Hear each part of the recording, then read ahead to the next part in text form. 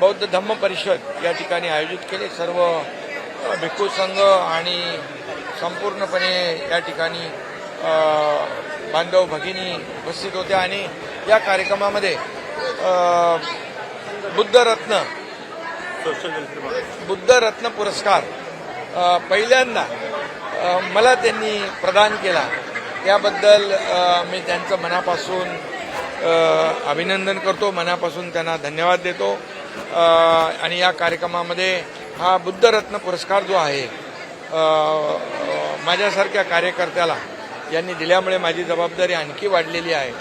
आणि मला आठवत आहे की मी मुख्यमंत्री असताना वरच्या निवासस्थानी आपलं चिवरदान होतं आणि संघदान होतं, त्याचं आयोजन त्या ठिकाणी केलं होतं।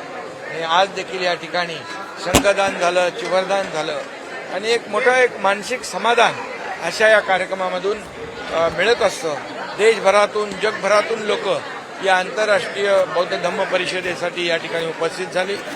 ठाण्यामध्ये ही परिषद झाली, त्याबद्दल मी आयोजकांचं मनापासून खूप खूप अभिनंदन करतो। मनापासून शुभेच्छा। बारामतीमध्ये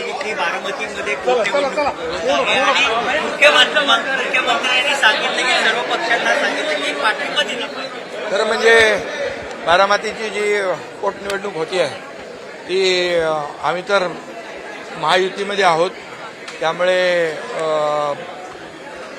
महायुती पूर्णपणे सुनेत्रा ताईंच्या आमच्या भगिनी ज्या उपमुख्यमंत्री आहेत त्यांच्या पाठीशी आहोत। आणि महाराष्ट्राची एक परंपरा राहिलेली आहे की अशा प्रकारे जेव्हा पोटनिवडणूक होतात त्यावेळेस त्या बिनविरोध होतात।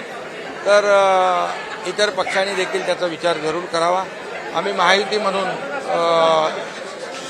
सुनेत्राताईंच्या पाठीशी आहोत। एबीपी माझा, उघडा डोळे बघा नीट।